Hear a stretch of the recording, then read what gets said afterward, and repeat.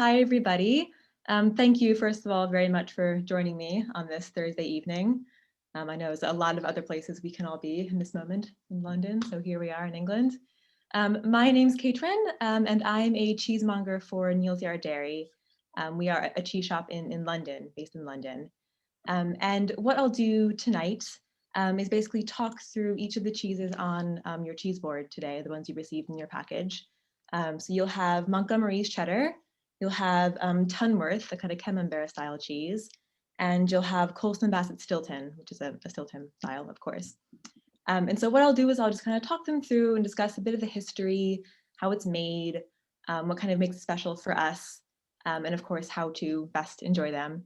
And I'll also give some tips on making your own cheese board and drink pairings and all that kind of fun stuff. Before we kind of dive into it, I do just want to say that questions are very, very welcome at any time during the chat. Please do feel free to pop them into the chat whenever you want to. I'll answer them at periods throughout the discussion, or just feel free to unmute and ask a question whenever you'd like. It's very, very informal, very casual, so don't be shy. There really are kind of no silly questions. I knew nothing about cheese when I started as a cheesemonger about 3 years ago, and so it is a learning curve.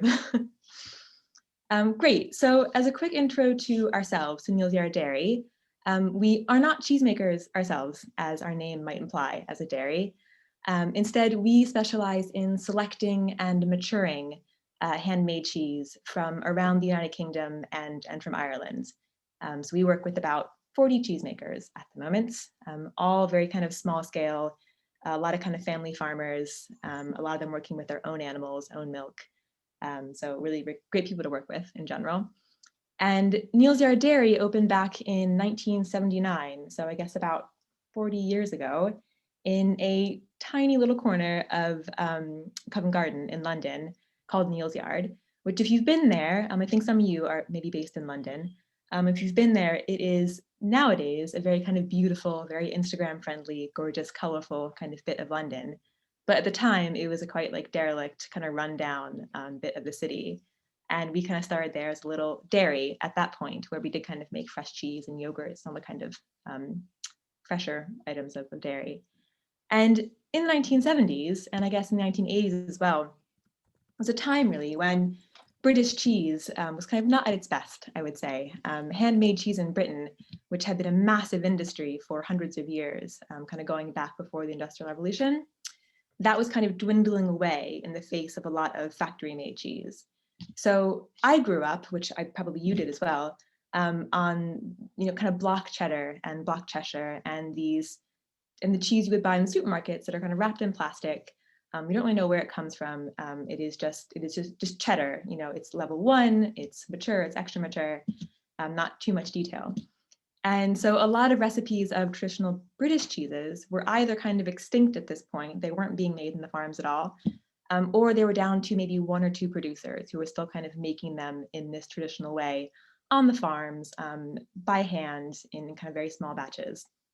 And so our founder kind of started seeking out these cheesemakers in England and Wales and Scotland to kind of bring them back down to London to sell them in his shop window and kind of open up the market a bit. So that's kind of how we got started. So nowadays, we don't sell the cheese, we just mature it ourselves in London. And so if any of you are familiar with South London, we have all of these big kind of railway arches. They used to be the Victorian Railway that ran through the city. And so now we mature cheese underneath a couple of these railway arches because it is actually a really ideal place to mature cheese. The temperature is stable, it's very cool, so it's good kind of repurposing a bit. So we've got a team there that kind of takes care of the cheese before it's ready to be sold on. So kind of turning them so they're maturing well enough, brushing them or brushing them with kind of a brine solution and some soft cheeses. It kind of depends on the cheese. But just making them on their way. And the cheese that we'll taste tonight and all the cheese that we sell are all made by hand. And so there's kind of constant variation between the cheeses that are made every day. So if you think about how wine has vintages, right? So cheese kind of has vintages as well, but instead of being a season, it is literally a day. So a day, like a cheese made on February 10th will be a different cheese from a cheese made on February 11th, which is astonishing to kind of think about as a cheesemonger. So in the shops, I and all of my colleagues are kind of always tasting the cheese to understand how it kind of changes throughout all of this, so we can kind of know when it's at its best. It's a very hard job. I eat a lot of cheese, which is not a bad place to be. And in tasting cheese, right? So that's why we're here today. We're going to taste some cheese. So I have my selection. I'm assuming you all do as well. We've got the Montgomery Cheddar here, the Tonworth, and the Colston Bassett Stilton. And when you're putting together your own cheese board, I've kind of put together my ideal one here, maybe a bit selfishly, but I think you'll like it as well. There are a couple things that I like to kind of keep in mind. And the first of which is this kind of mix of styles, right? So we've got a hard cheese, a soft cheese, and a blue cheese. It is all cow's milk, but it's three very different styles that kind of is exciting for the taste buds. It's kind of fun to talk about and kind of taste through. It's a good thing to kind of have a good bit of variety on the cheese board. It's also, you'll notice it's only 3 cheeses, right? But they're quite large pieces of cheese. And that's, again, is kind of my ideal for a cheese board, to kind of have fewer pieces, but larger pieces, because they will keep a lot better, be in better condition. And also, I like the fact that everyone can kind of have enough of every cheese. No one's kind of left with no Camembert or, you know, the kind of rind of the blue cheese. Everyone kind of have a good chunk, which is nice in my bit. And I also don't kind of overload the board with things like nuts or olives, etc. They're delicious and they can be amazing in a lot of different situations. But I find particularly with British cheese, which does tend to be quite hearty, they're not kind of the strongest of cheeses as compared to a lot of like French cheese. I think kind of a more minimal approach is really nice. So just some oat cakes like you have in your package, and some of the fig relish also there with it, which is a great kind of just sweet contrast to the saltiness of the cheese. I think is kind of all you need personally, but personal opinion. And so what we'll do is we will kind of go from generally mild to strong on the board. So if you had something like a fresh goat's cheese at some point, I would say start with those instead, because you kind of want to just build the flavor as you're going through the board instead of kind of starting with the blue cheese and then knocking your taste buds out when you kind of go in and try a fresh cheese. And if you haven't kind of brought your cheese to room temperature yet, that's fine, don't worry, it'll still be delicious. But I really encourage you to also go back at the end of this chat and just taste the cheeses again, because it really makes such a difference when you are tasting cheese to kind of have it be at room temperature. It kind of opens up all the flavors, as the cold can kind of numb the cheese slightly. But again, they're all very full flavored cheese. You'll still taste everything, but it's good to kind of compare and contrast in about an hour or so.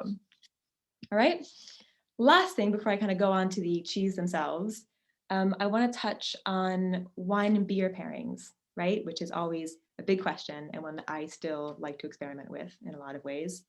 If any of you have wine or beer pairings at the moment, pop them into the chat. I'm always interested to see who has what. But I think there's a kind of thought that red wine is always the best thing to have with cheese. And that's true. In a lot of ways, it's wonderful with cheese.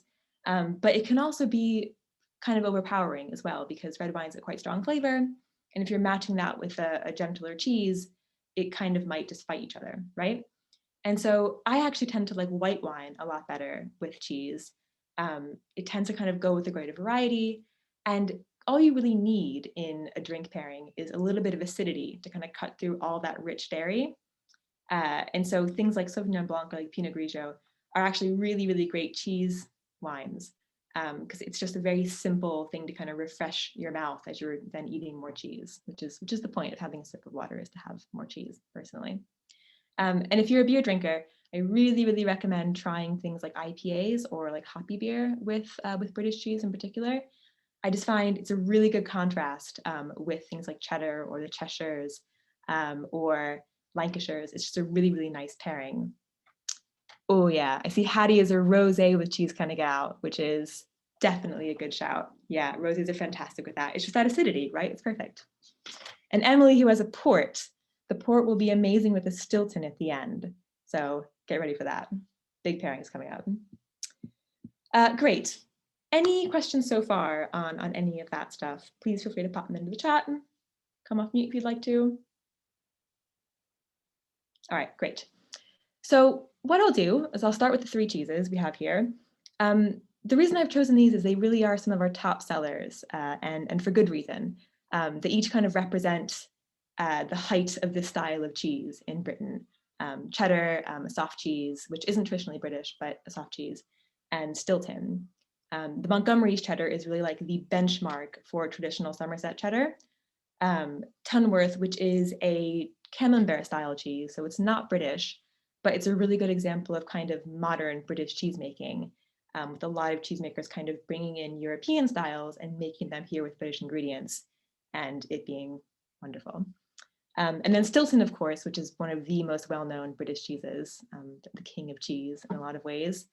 And even if you aren't a blue cheese fan, I would really encourage you to give this one a try because it really is a kind of blue cheese for those who don't like blues. I didn't like blue cheese when I first started in cheese, and this was the cheese that kind of changed my mind. So it's got a lot to live up to, so we can give it a go, right? All right, guys, any more questions before I dive into the cheese? Fab, we're all good. All right. Feel free to pop them in the chat at any point. Totally fine. I'll get to them.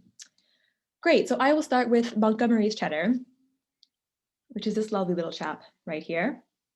And it's made by Jamie Montgomery, as you might imagine, Montgomery's Cheddar, in Somerset. And cheddar, it's a fascinating cheese. It can be made all over the world because there's no trademark on the name cheddar, like there is Stilton, which we'll get onto later. So it really kind of refers to a technique instead of a region in that sense. But it's from Somerset. So Somerset is kind of where cheddar started. It's its home. And Montgomery's is really like the pinnacle of traditional Somerset cheddar.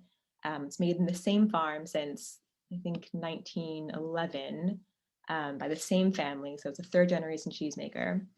And it really is just such a beautiful cheese.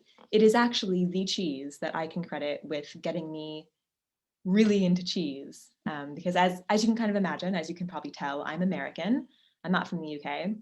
And when I first came here, I went to Neal's Yard Dairy. We have a shop in Borough Market in South London, which is a big shop. If you've been there before, you'll know what I mean. But if you haven't been, it is just, it's wall-to-wall cheeses all over the place. And then this kind of, row of cheeses in the front, which you can just taste. They just give you samples everywhere, whatever you'd like to taste.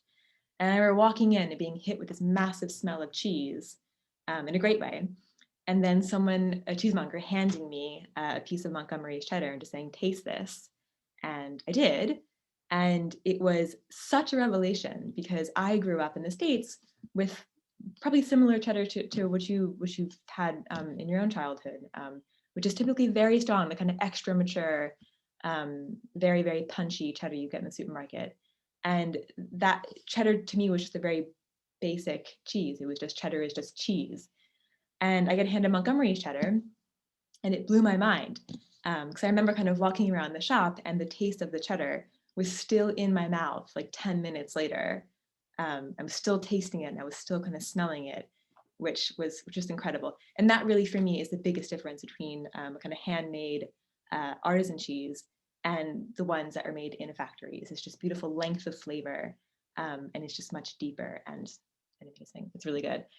So before I chat too much, let's go ahead and have a taste. And what I'm going to do is I'm going to show you kind of how we taste this cheese when we go and visit the farm and kind of select the batches that we want to sell. And so if you're cutting it, right, if you get a wedge of cheese like that for hard cheese, the idea with most cheese and hard cheese, soft cheese, is to kind of keep a pretty good ratio of cheese from the rind to the center of the cheese, right? And so ideally, I mean, if you're on your own, do what you want. But when you're sharing a cheese board in the future, ideally you wouldn't just like chop, let's see this here, you wouldn't just like chop the nose off and like keep that bit for yourself. It is a delicious part of the cheese, but the idea is that generally you would slightly share it out. And it'll also taste different depending on where you taste the cheese, which I'll get onto in a second.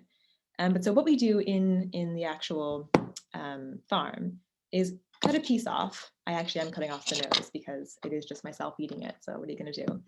And cut off like a pretty big piece, right? I know it looks big, but trust me. And then again, because no one's watching you, no one has a video on, I can't see you, just take it and like squish it into your fingers. I'm just dropping cheese everywhere now. Squish it in your fingers to make a ball like that, kind of, right? You're gonna get your hands a bit greasy, that's fine. And the reason we're doing this, it's a bit of a technical thing, but remember how I said that cheese is a bit better when you bring it to room temperature? So by squeezing it between your fingers like this, you're kind of warming up the surface of the cheese. And so that surface area is going to be at a warmer temperature, and the flavors are going to kind of come out a bit more than if you tasted it just cold. So that's the kind of idea behind you modeling clay out of cheese. There you are. So take that and eat it. And watch me eat it. Breathe in a bit, right? Mm. Oh, it's so good. Actually, your smell is a massive part of how you taste cheese and how you taste food in general. So if you do want to try it as well, it's another thing to try. Hold your nose while tasting the next bit of cheese. It actually makes a difference. It's funny.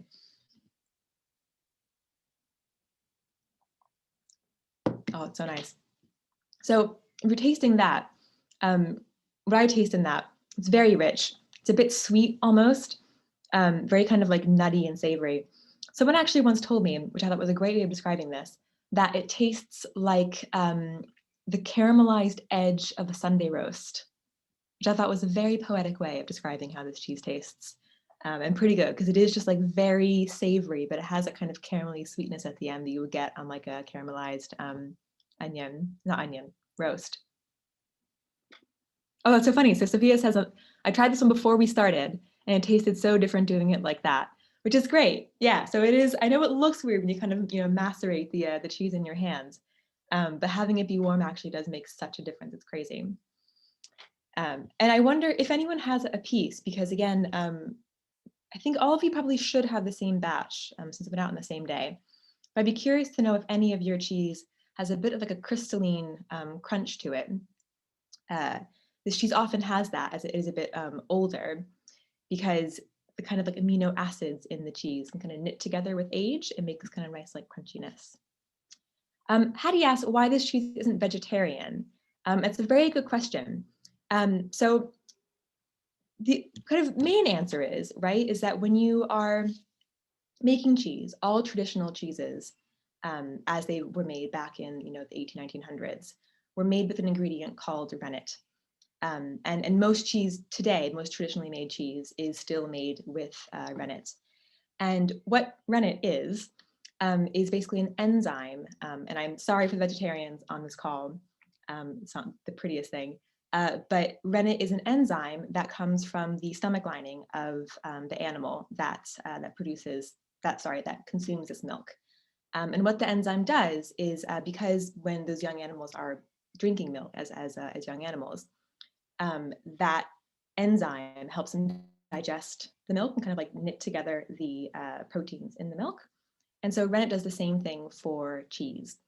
It really helps knit together the proteins and solids in the milk to actually make the cheese curds.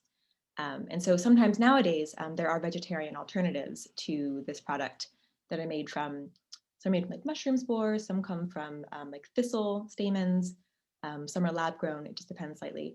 But traditionally, all cheese was made using traditional animal rennet.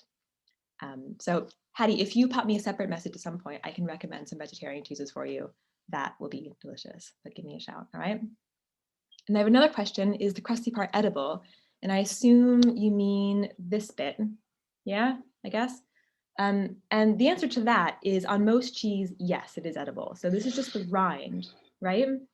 And the way this cheese is made is that when it's maturing, it's been wrapped in cloth that's been dipped in butter or in lard, and that kind of protects the cheese as it matures for a year or two. And so this cheese has had the cloth binding removed, right? So you could eat this. This is actually edible. It just won't taste very nice because it is just hard, kind of left over from the lard and the butter that's been rubbed in. So on this cheese, I would eat up to the rind and then probably just stop right before it and then just discard the rind. But try it. It is edible. So if you want to go and give it a try, please do and let me know what you think. It's a good one, while I kind of have you here on the subject of cheese making, to just touch briefly on how do you make cheese, which I didn't actually know when I first started to work in this industry. And I guess the answer is it is a bit different depending on what style of cheese you're making, but the base structure is kind of the same. So hello. Hello, how are you? I'm great. How are you? Oh, sorry, guys. Give me one moment. Thank you. Great.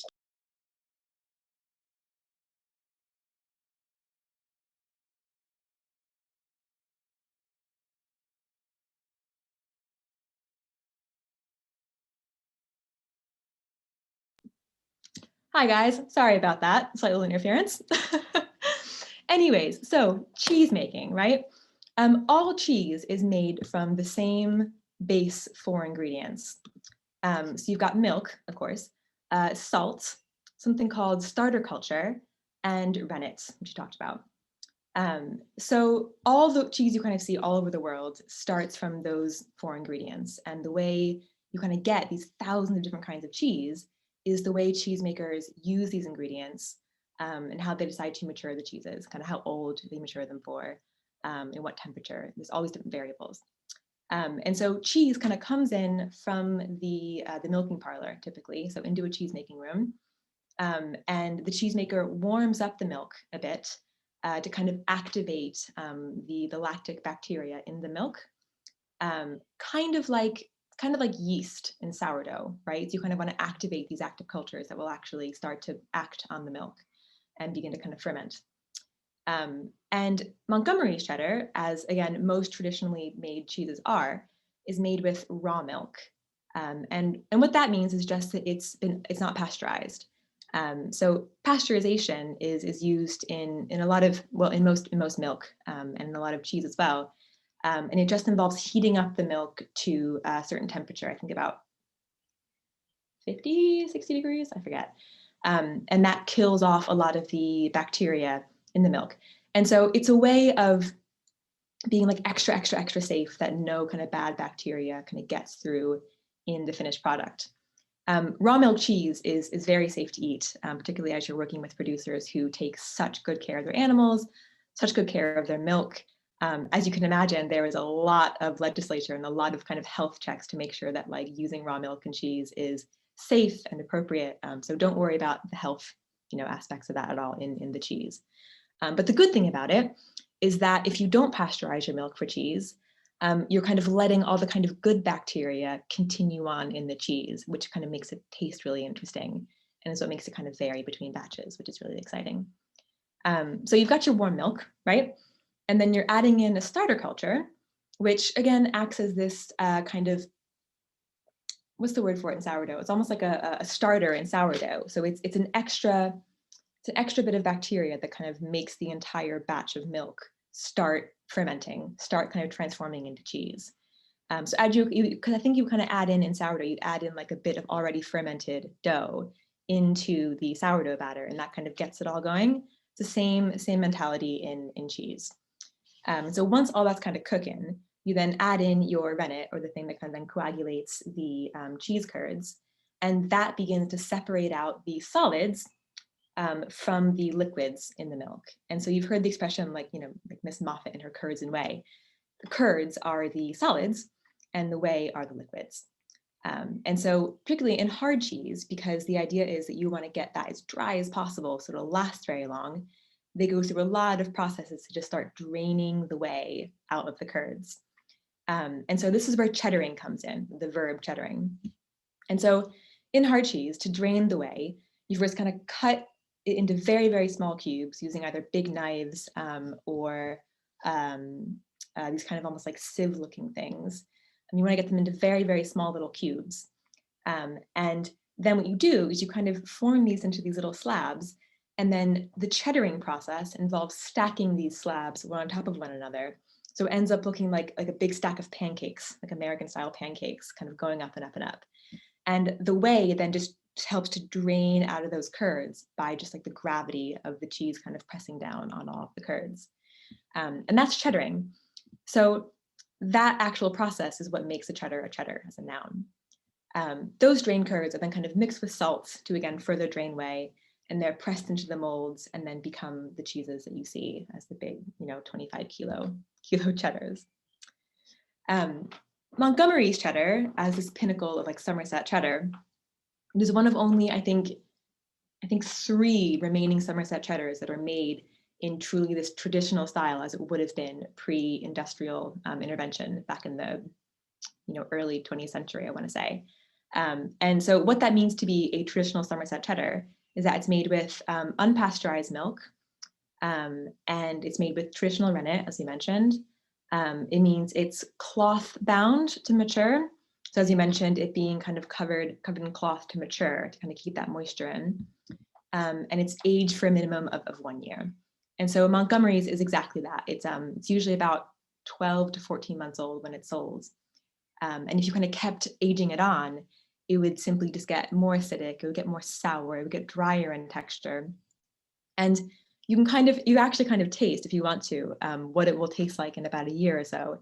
If you taste a bit, if you kind of cut off a bit right next to the rinds and taste like this bit right here, that is kind of like looking into the future of a cheese, because that is what would happen if air continued to penetrate into the cheese. So it's a bit drier here. It's going to be a bit more kind of savory, a bit more kind of crystally.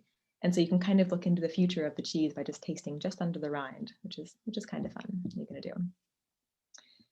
If anyone's not from the UK, I'd be interested to see if you also kind of grew up on cheddar, if anyone's from the States or from Europe or anywhere. I always think it's interesting to kind of understand how cheddar is treated throughout the world. Because for me, in the States, cheddar, we kind of have our own tradition of cheddar from Vermont. It's a big thing, Vermont cheddar or Wisconsin cheddar. But it has the same process, that cheddaring process, but most of our cheddar in the States is made in factories. That's kind of where it started. It didn't really start in this kind of traditional farm-based practice that you have in the UK. So it is a bit different. Halima asks, is animal rennet, is this cow? Right, so Halima asks if it says animal rennet, is it cow, calf, or any other animal rennet? Yeah, so it is typically, the rennet is from the animal that the cheese is made from, if that makes sense. So this would be from a cow. Yes, it's a cow rennet, so it's not sheep or goats or anything. If you were having a goat's cheese or a sheep's cheese, they do typically try and get the rennet from an animal of that same species, I guess that makes sense. Great. Any other questions on cheddar or cheddaring or any of that kind of fun stuff? Rennet is just an enzyme. Yes, exactly. Yeah, it's an enzyme, and it really is. It's a very teeny tiny amount that goes into to these cheeses.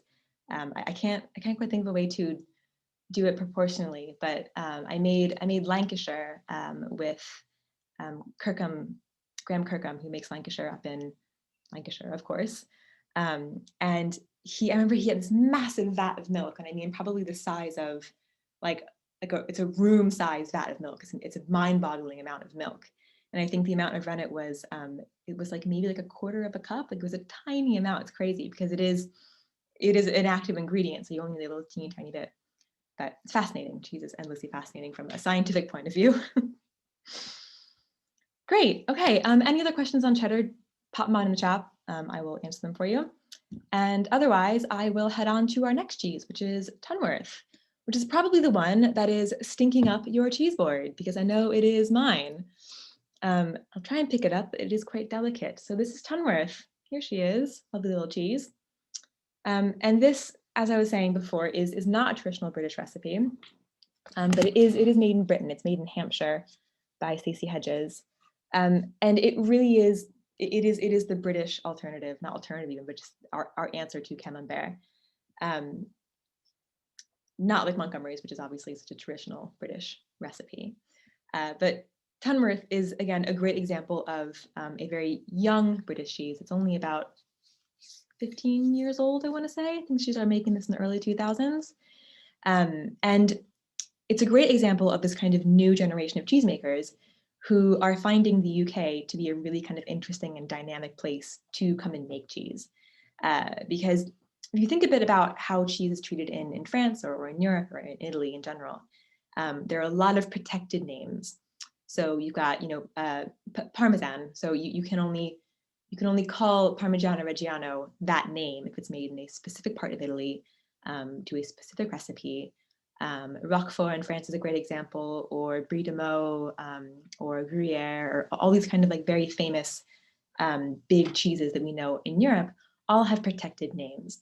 And so while that's great and it protects their kind of traditional methods, it also just kind of limits slightly what new cheesemakers can kind of go into, because they kind of have to keep in mind where they're making it and kind of what traditions they want to kind of stick to. Whereas in the UK, it's a bit more freeform, which is nice. So you've got a lot of cheesemakers who have taken inspiration from European styles and brought them back to the UK to make with ingredients here, with milk here. And so to cut into this cheese, if you haven't done so already, which I'm sure you probably have, it's kind of like a pizza, right? So it's again the same kind of idea that you want to give each person eating the cheese the same ratio of interior to rind. So I'm going to cut a little piece for myself. Oh my gosh, mine's very ripe. Oh, that's amazing. Oh my God. Please hold. Right, so here's my piece, which is really running away from me, as I'm sure yours is too. And it's going to leave, a little piece like this, a little pie. And then just kind of work your way around there as you go. It's not covered in cheese. I'm sorry. Here we go. And unlike Montgomery's, definitely eat the rind on this cheese. There's a ton of flavor in there. I'll explain why in a second, but really, really do try that rind. Don't just eat the interior. It's a great kind of textural contrast. It's wonderful. So Camembert, right, as a style of cheese, is a massively popular French cheese, of course. It's from Normandy, it's from the north of France. And I think it started being made back in the 1700s, but it really kind of took off in popularity in both the UK and kind of like around the world when they developed, where's my box? They developed these wooden boxes. It's a very simple thing, but the invention of a little wooden cheese box allowed this cheese to travel outside of France. And so it really kind of exploded because it was kind of protecting the cheese and not letting it just run away from itself as it goes. So the cheesemaker, Stacey Hedges, when she kind of went to make cheese, it's a good example of her being like, there's a gap in the market for a soft kind of Camembert style cheese. Why don't I learn how to make that and then fill that gap in the UK market? So she was very smart in that sense. And so what she did is she went over to Normandy and she kind of apprenticed with cheesemakers in Normandy to learn how to make Camembert in the traditional manner, and then took all that knowledge and brought it back to the UK and gifted us with Tonworth, which is wonderful. It is, in general, it's made in the same way as Montgomery, but only to a certain point, of course, because they are very different cheeses. But it does still start from heating the milk, adding in starter cultures and rennet, and that kind of sets the curd a little bit.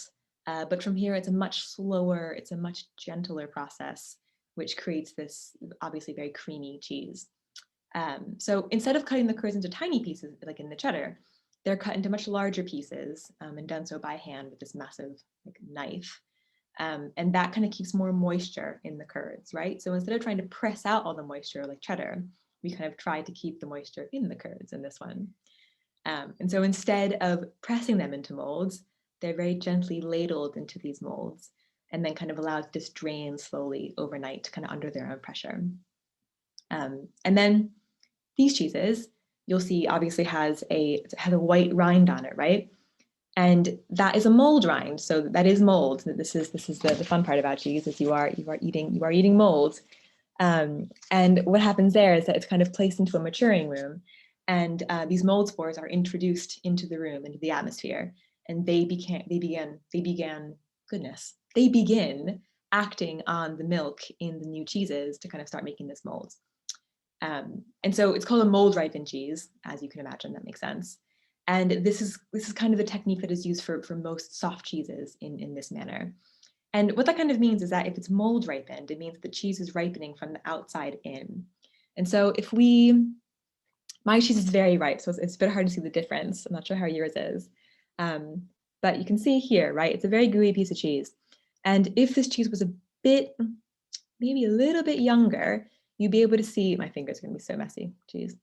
You'd be able to see this very broken down bit right under the rind here. And then the center would still be a bit firm and a bit more chalky. But as you can see, the reason this is so creamy and broken down is because the mold rind has done that to the milk. So that's a very ripe example of a mold ripened cheese, as my hands are now covered in it. And if you smell the cheese, which I'm sure you're smelling it now, but if you take a good sniff of it as you're tasting it, you'll notice that it does smell kind of moldy. It really is the mold that's acting on the milk there. It's kind of vegetal, it's kind of mushroomy, almost a bit truffly, a little bit garlicky, it's kind of like lovely, like earthy flavors. It's all completely edible. But yeah, definitely cheese. I think if I was tasting this when I was 10, I would not be a fan, but it is, yeah, the flavors have grown on me massively. So yeah, definitely do eat the rind. And it's great on these mold ripened cheeses to think about it also in the way that once a cheese is made, right, the cheesemaker kind of can't do anything else to it because it is a whole cheese. And so all they can do is affect the rind. And so it is actually the part of the cheese the cheesemaker has the most involvement with for most of the cheese's life. You know, Tonworth is aged for about 3 to 4 weeks. And so during that time, it's just constantly cared for in this little rind. And so definitely just try it. It's a good kind of, you know, nod to the cheesemaker. I have a question as to what is the best way to eat this? And it's a great question. The first way is just to eat it with your hand, well, not with your hands, but with a knife. You know, I like it on kind of bread, kind of crusty bread, because it is so creamy. And you definitely can cook it in the oven. So a great way to do that is to take the box, the bottom of the box, and unwrap the cheese from the paper that it's in, pop it back into the box that it's in, and you can just put that straight into the oven at like, what's Celsius? Oh, maybe like 150, not too hot, like 150, 160, for like 10, 15 minutes. I like to kind of put in like a bit of garlic, again, because it's a great kind of garlicky flavor. Maybe like a bit of white wine, which also means you can drink the wine with the cheese. And maybe like some rosemary, but it's great. It only needs a couple of minutes, and then it kind of really goes very oozy, and you can just kind of scoop it up with bread. It's great. It's a great cheese. Big fan. It is my partner's favorite cheese by far. And so when I got this in my package today, he was very excited that he would likely get to devour most of this cheese. But there we are. A last note, I guess, because again, it is very creamy, which kind of makes it so readily available to kind of melt down like that. The biggest difference between this cheese and the traditional Camembert recipe is that in Normandy, right, they make a lot of butter. So salted butter is a massive kind of product of Normandy. And so to make that, they have to skim the cream off of the milk before making cheese. And that cream then gets made into that lovely butter. But here they're not doing that. And so all of that delicious, fatty, lovely cream just gets brought into the milk that's being used to making the cheese. And so it's extra fudgy and like very rich. It is not one if you are looking to cut calories, but a small bit, you know, in moderation, it's fine. You need some treats in life. And last note on that is pairings. So I actually really, really like sparkling wine with these really rich, quite strong cheeses. I find that the kind of creaminess is a really good match for like the kind of extra acidity and the kind of bubbles you get with Prosecco or with champagne or, you know, cava, what have you. So I think it's a good match. And it's also one that I would recommend trying it a bit with the fig relish that you have in the box, because I think it's a really good match as well. I think, you know, the sweet and sweet can also be great. That's me. Awesome. Any other questions on Tonworth or soft cheese making or any kind of fun stuff about Camembert and the French cheese? Or just, you know, how is an American selling cheese in London? It's a question I get a lot. All right, great, guys. I'm going to go on to Colston Bassett, which is our last cheese, which is the lovely blue cheese you have in front of you. This is by far and away our #1 best-selling cheese for a variety of reasons, I think. I mean, #1, it is wonderful. Number two, especially around Christmas, people go mad for Stilton. I did not realize this being an American, but it is proper like queues out the door every Christmas to buy their Stilton. And it really has been called the king of cheese. It's wonderful. It is one of the few cheeses in Britain that has a trademark on the name. So it's called the protected designation of origin. There's also similar systems in France, like the AOC. Italy has one as well. And it's a European Union kind of created thing that is meant to protect traditional recipes and traditional kind of food products in the countries that they are, in the regions they're from. And I'll touch on that in a moment, but I do just want to say it is this cheese. I know it's a blue cheese. If you don't like blue cheese, I understand. I really, really do get it. I used to be in that camp. I would really recommend trying it again, because it is a blue cheese that I think will surprise you. And before I go too much into it, I want you to try it so you can kind of know what I'm talking about as I chat your ear off. And again, here we are with this cheese.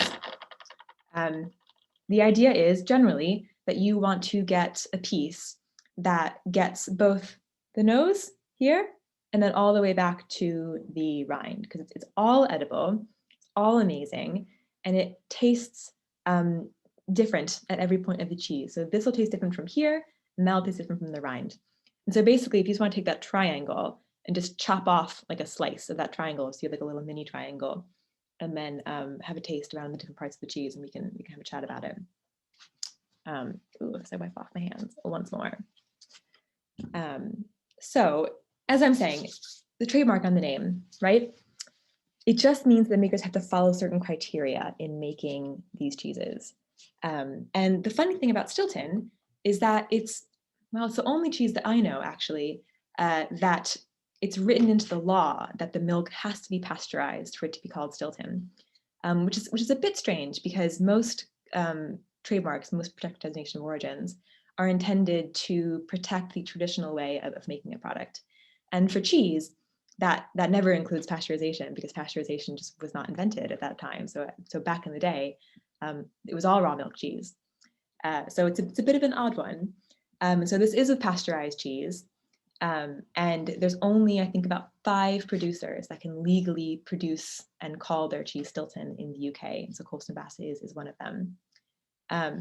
Stilton's a really interesting cheese from a kind of scientific perspective, since we've talked about how cheese can mature from the outside in, right? So that's happening in Stilton.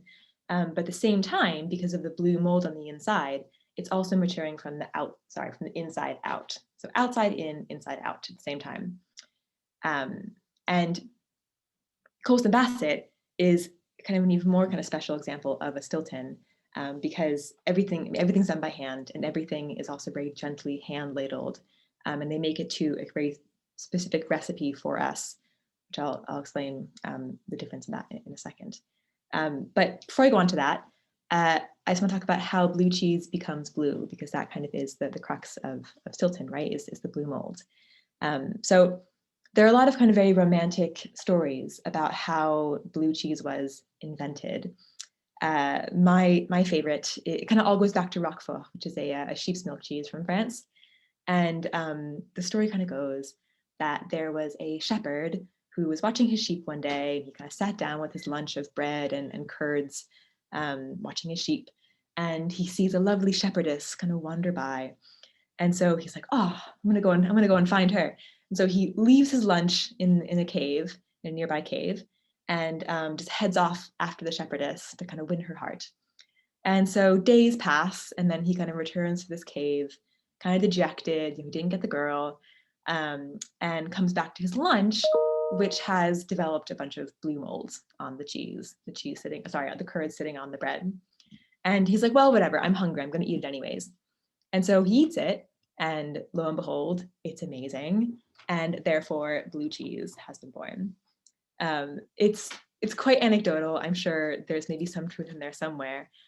It is true that blue cheese likely did develop in some way from people finding mold that had traveled from bread spores onto cheese.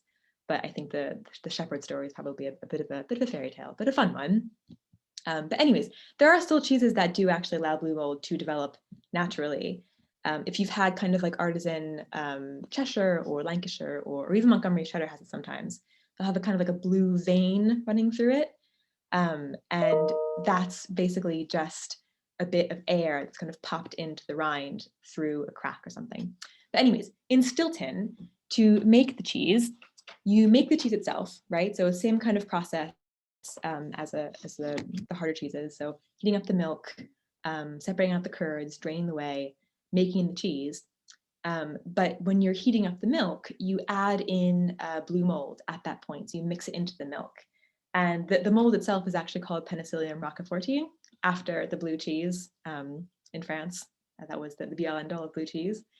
And this mold will kind of lie dormant in the cheese for a few weeks until it's kind of activated, right? And so what happens is you'll form the cheese and then let it mature on a shelf for about 3 to 4 weeks.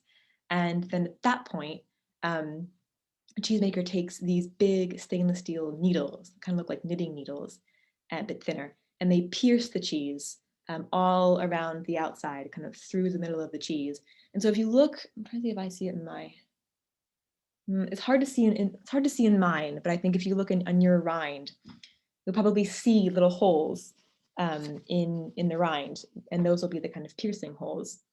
And what that does is it basically just allows air into the center of the cheese, which then reacts with that blue mold and creates the blue mold that you see in the middle of the cheese. And the blue mold, so it is key. It is a key part of blue cheese, of course, because it is blue cheese. But the best Stiltons and the best blue cheeses, we feel, are ones that have a bit of a balance between the blue and then also the white cheese paste. Because basically what the blue mold will do is it will start to kind of break down and soften up the interior of the cheese. And so it'll kind of turn into that kind of marbled look that you're seeing on the cheese. If you kind of look at it, it is a bit like a marbly texture. And this breakdown is kind of where the magic happens, because what you want is to taste how the mold reacts on the white cheese.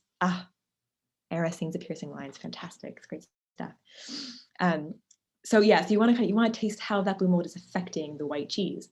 And so what the blue mold does, because the blue mold itself, if you taste a bit of the blue mold just by itself, you'll taste it's very acidic. It's a bit sour, but the kind of surrounding cheese is wonderful, because what the blue mold does, like the mold ripened cheese in the Tonworth, is it kind of softens up the cheese. It makes it creamier. It makes it saltier. It makes it a bit fruitier. So you don't want the blue mold to be the only thing you're tasting in the cheese. You want it to kind of be a balance, right? You want to kind of taste like the wonderful milk and the cheese itself. And that's the ideal marbling that we look for in a cheese, if that makes sense. And Colston Bassett is, so the special thing about it for the one that they make for us is that they pierce the cheeses at a much later point in the process than normal. So I think they probably pierce it a couple weeks later. And so that just allows the white paste of the cheese to develop further. And it allows the blue mold to kind of not like take over and kind of become like overly blue, which we feel just makes a bit more of a balanced cheese. And it makes it a bit sweeter. It makes it less acidic. I think when I was growing up, the cheese that I ate, the blue cheese I kind of found on my parents' cheese boards, was always just like, wow, it's very, very strong. It really just kind of ripped the roof of your mouth off. And this one won't be that. It'll be much sweeter, kind of much more like mellow, fruity, very deep and savory. Yeah, let me know how you taste it, because I find it really fascinating. Oh, great. Emily thinks it's the best blue she's had. Yeah, that's great. Yeah, it's the one. So the directors of our company, three of them have been there for literally almost the entire life of the company, so for almost 40 years. And one of them, Jason, he always describes this as his like desert island cheese, which is funny for a blue because it's a stronger cheese. But for him and for me and for a lot of us at the dairy, and probably a lot of customers as well, the differences in flavor between the center and the middle and the rind make it a really interesting cheese to just keep tasting in a lot of different ways. And so if you tasted the rind is edible. Again, please do taste the rind. The rind to me is almost like an oat cake in itself. It's like very biscuity, It's got a great kind of like nutty flavor to it that weirdly, I sometimes take a bit of the rind and then put a piece of the inside of the cheese, the blue bits, on top of the rind, and then eat that as if I was eating it on an oat cake. Like a cheese on cheese, which is maybe a bit weird, but I think it's nice. But it's great. But either way, it's a really nice cheese to kind of taste all the different parts of it. And so it's good to kind of keep in mind as well when you're serving the cheese, if you're sharing this with anybody, to not kind of just eat all the interior of the cheese and then leave the rind. Ideally, you kind of cut it like this, kind of cut it like this into slices like that, right? So you have all the rind and the interior, and then you kind of get to like here, then switch and kind of cut it from up here so you have the rind. Oh, you can see it like that. If that makes sense. I'm sure if you can see that, but hopefully. And that's Colston Bassett. It is genuinely such a lovely cheese. I would really, really encourage you to try it again if you get a chance. And if you like that one, I would also encourage you to seek out either from us or wherever you can find it, another cheese called Stilton, which is a Stilton style cheese, but it cannot legally be called Stilton because it's made with raw milk. And so funnily enough, it actually is probably more similar to a traditional Stilton recipe than any Stilton being made in the UK today, but legally it cannot be called Stilton because it is not made with pasteurized milk. And Stilton as a name is actually a very old kind of like Domesday Book era name for the town of Stilton. So it's a bit of a cheeky nod, which is funny. Mahima asked, what is the best way to eat blue, like what it complements with? Great question. So blue cheese for me, because it is quite a strong cheese, so it's quite salty. It can be quite sweet, as Colston Bassett is. So again, I'm probably a broken record, but I love it with the fig relish or with like a bit of like quince paste or like damson paste. A bit of kind of sweet contrast I really like with it. I forget who had the port. Maybe it was Emily who has the port, perhaps. I'm forgetting now. If you have the port now, yeah, Emily, try it on this one. I think port's a fantastic pairing, or maybe a porter, I forget what you had. Porter and port are great, or kind of darker beers, sweeter wines. If anyone has a dessert wine handy, go for dessert wine. I never do, but the kind of sweeter ones are really nice with Stilton because it is quite a salty cheese. And then again, I like it on oat cakes, but it kind of depends on what you like in your cracker or with bread. It's funny, there's a bit of a difference between the UK and France with what they eat with cheese. I think in France it tends to be bread or nothing. In the UK, I find more and more people are into biscuits. Or no, is it? Yeah, I think it's called biscuits. I get biscuits confused with the American biscuits, which are cookies, which you would not eat with cheese, ideally. Maybe you would. Crackers. Thank you. Yes, Emily's got crackers. American moment. It's fine. Yeah. So either way, I think generally with blue cheese, I tend to go for sweet condiments, as they're kind of a nice contrast to the saltiness. But if anyone tries anything else, please do tell me. Honey is also a great one, but also that is sweet. Great. Any other questions on blue cheese or mold? Always a fun question. Would I eat more than one cheese at the same time? Yeah, why not? I think definitely. Generally, yeah, I think experiment, you know, I think sometimes cheese, like wine, is I mean, I used to find it very intimidating because there is so many different kinds of cheese. And I think once you're in the industry, it's very hard to kind of like extricate yourself from the kind of jargon about it. But just experiment, like try a Montgomery Cheddar on top of a Tonworth. It might be amazing. Best pairing for me. Do you mean wine and cheese pairing or cheese and cheese pairing? This is the question. Ooh, cheese. Okay, great. I love it. So this is fantastic. I actually really like mixing territorial cheeses. So by territorial, I mean cheeses that are kind of named after the places that they were made traditionally. So Lancashire is a territorial, or Cheshire, or Wensleydale. Stilton technically is a territorial. I'm sure there are others. I'm blanking on them. Those are the main ones. Red Leicester, sorry, thank you. And they all tend to be fairly gentle, kind of like crumbly, bit creamy cheeses. And they're ones that are great to kind of eat in massive quantities, because if you think about how they like used to be made and like used, they were made on the farm by the farmer for their workers. So they were eaten in big like chunks as like a hearty lunch, kind of keep working throughout the day. And so I like mixing those in sandwiches like Cheshire and Lancashire with some piccalilli and maybe some cucumber inside of a sandwich on like some good sourdough bread. And that's really nice. I also have had, which if anyone knows how to make sushi or wants to try making sushi, I have had cheese sushi using Montgomery Cheddar, and it was actually delicious. The guy who made it basically took like a piece of Montgomery Cheddar and wrapped it up in a sushi roll with a bit of wasabi, and then dipped it in soy sauce, and it was amazing. I did not expect that to be good, but it was a really nice combination of like very kind of like salty, like savory flavors. So there you go.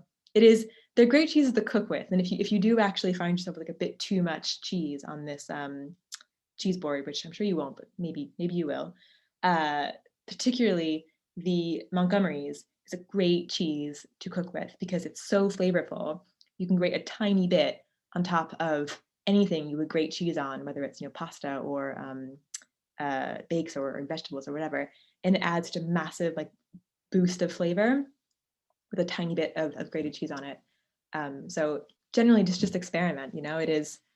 They're wonderful products. I mean, I think it is great to kind of taste them as you've just done at their like pure state, but also just go for it. It's just cheese at the end of the day. It's good stuff. Great, guys. Any other questions, please feel free to pop them on there or unmute yourself and ask. That's totally fine as well.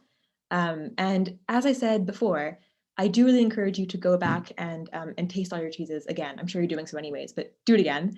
Because if they've warmed up a bit, you'll kind of notice they will continue to kind of change in flavor a bit and really kind of open up and just keep on giving and giving. And I will end slightly with just a bit of cheese care, right? If you're wrapping up these cheeses again. I'll answer that question quickly. What is a taboo for cheese tasting that we shouldn't do in public? I love it. That's great. Okay. That's a good question.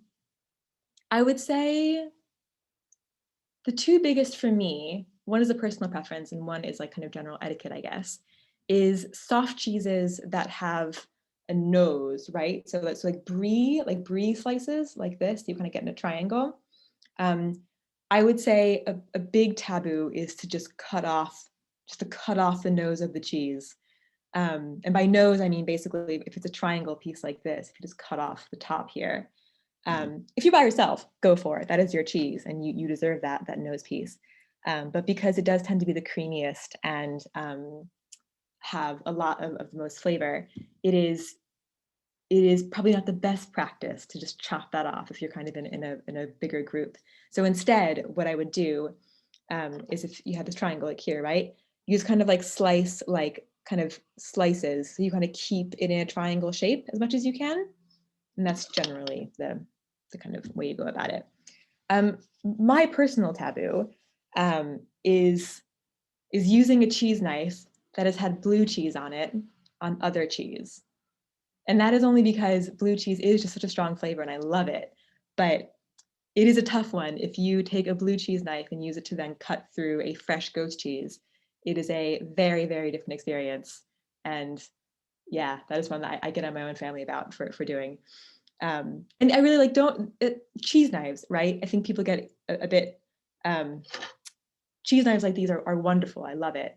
But you don't actually need a whole bunch of different cheese knives. And I can't quite figure out actually what you do with, I actually have more here. Pardon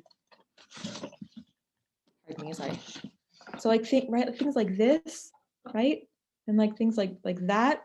They're great. They're useful. Like that one would probably be used for something like the cheddar is kind of like a harder cheese to cut through. That one probably for the softer cheeses to kind of spread a bit more. And they're lovely, but you don't really need them. It's a bit more, you just kind of need like a regular knife, but a separate knife, preferably for the hard cheeses and the fresh cheeses, and particularly the blues, because the blue just will just go crazy on you. That's my big one. You're welcome. Oh, Sophia says she can't wait to host a wine and cheese night with all her new knowledge, and that's wonderful. That is generally the purpose of this. I hope you guys have all walked away with a bit more knowledge, and also just to know what you guys like, because that's the most important bit, is just to kind of get a sense of what you like, so you can buy it again if you want, or again buy your friends and family. You know, tell them you know exactly how to taste the blue cheese. Show them that kind of squeezy trick with the cheddar. It's good stuff. Even do it with, you know, supermarket cheddar. It's fun. I do it to my family all the time. They're very impressed. Great. So bit of cheese care, right? Ending with that. Wrap back up in the paper that you have. That will kind of just keep it humid, right? As it kind of sits in your fridge. Fridges are very drying. And so it's good to kind of keep them in the fridge because they will stop maturing and they'll last for longer, but just keep them wrapped up. If you don't have like a salad drawer, if you have a salad drawer in your fridge, pop them into there. If you don't, put them in a Tupperware container, loosely covered, and that'll just kind of help mimic the storage conditions that we have in the maturing arches. So just humid, moist, you know, cheese loves that. And if mold develops on the cheese, don't worry about it. It is completely normal. All you have to do is basically just take a knife and just like scrape up the cheese like that, and that'll get rid of it. No problem. It's all good. It'll happen probably mostly on the Montgomerys maybe, and the Tonworth, but it's totally fine. And if you have any other questions I've not answered or you would like more answers on, please just drop me an email. I'm going to put my email into the chat right now. Type away.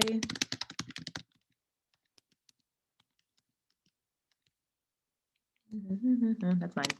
Great. Oops. Nope, that was two. One person. Bear with me, guys. There you go. Perfect. That's my email. Email me. I'm very happy to answer any question you have. I'm an open book. It's really a pleasure. Era asked how about keeping in the box and having the ice cold pack in it? Oh, that works. Yeah, the ice cold pack will go warm after maybe the next day, but it should be fine for a couple of days because they're kind of meant to travel for about 3 days in transit at tops. But it's still better in the fridge if you have a fridge. But even if you don't, it'll keep. Cheese is a preserved product, so the worst that'll happen is the soft cheese might go a bit runny, or the hard cheese might just sweat a bit, kind of develop some moisture on it. But it'll still be good. It won't like make you sick or anything. It is still a preserved product. And Mahima asked how long these cheeses usually last. And we tend to say they're at their best before about 14 days, like 2 weeks. The hard cheese will last longer than that. It might just dry out slightly, but it'll still be good to eat.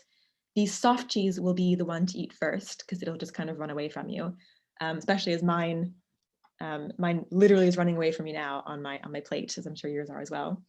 And the blue cheese will just last and last and last. And if you have a freezer, you can freeze the harder cheeses. It'll change their texture slightly when you defrost them. They'll be a bit more crumbly and not as creamy, but it's great to kind of cook with. It's a good kind of way to kind of make the cheese last a bit longer. Right? Well, great, guys. One more question. How much cheese do I eat in a week? Great question. It really kind of depends, I guess, on how much I'm in the shop. So in a normal time, right, because usually I'm in the shop every day.